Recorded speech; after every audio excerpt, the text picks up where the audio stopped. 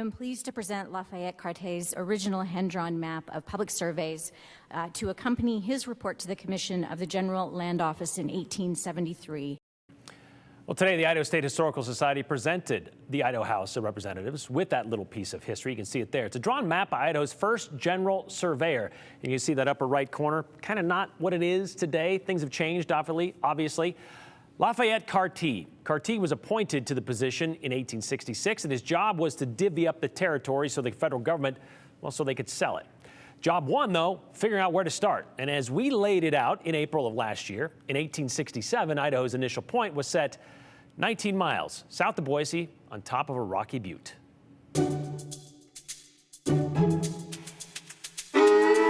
There are countless moments in history, points in time, where one can point from where everything evolved. For Idaho, that point is set in stone in the southwestern part of the state, known as the initial point. So the initial point is the place on the map where the principal meridian and the baseline meet. The principal meridian, the main line going north and south, and the baseline goes east and west. Terms that may not matter much to you, but they are critical to the public land survey system, which is how all of the land in the American West was divided and cut up and then made available from 1785 through most of the 20th century. Here's the Cliff Notes. The Land Ordinance of 1785 set this survey strategy in motion as a moneymaker for the federal government. Points were picked and the land was laid out in 160-acre plots as the United States spread westward. Nearly a century later, it was Idaho Territory's turn.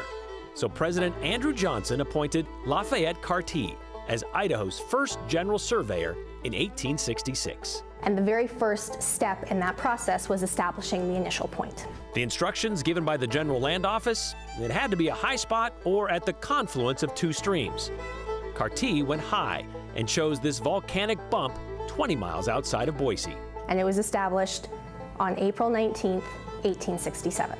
That wasn't the only significance of this spot. So the principal meridian had to radiate north to cover the entire panhandle, and the baseline had to radiate east and west to encompass the entire southern portion of the territory. Any survey that happened across the territory of Idaho would radiate out from that point on the landscape.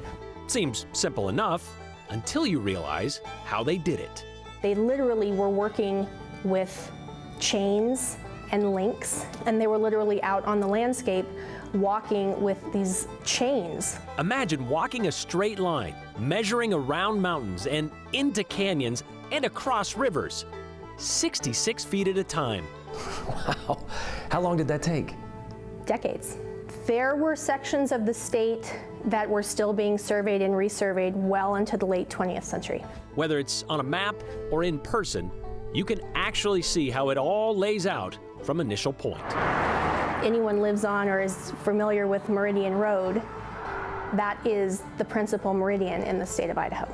Is that why it's called Meridian? Correct. Was it perfectly plotted? Not always. During a dedication of Initial Point for Idaho's territorial centennial celebration in 1963, organizers pointed out that wasn't on purpose. Let's be tolerant of these old boys who did the pioneer work for us. I do not say that there are no fraudulent surveys, but generally, we find that the errors are honest mistakes made by honest men. Idaho is especially fortunate in this regard because few of her surveys were made by this method. But she was made from this point, the importance of which should be anything but blunted. Because without that moment in time, we wouldn't have homesteads, we wouldn't have had, the mining claims. That set in motion the development of the territory, which of course set in motion the economic development, the arrival of people of different cultures and ethnicities and experiences and backgrounds, which made this territory and then later the state what it is today.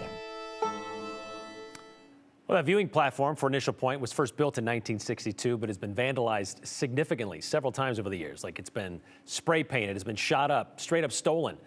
The one out there now, the brass plate, well, it's luckily been there since 2008. By the way, Idaho and Montana are the only two western states with their own initial points and the only initial points within that state. So we're pretty exclusive. And now the State House has a copy of the original map.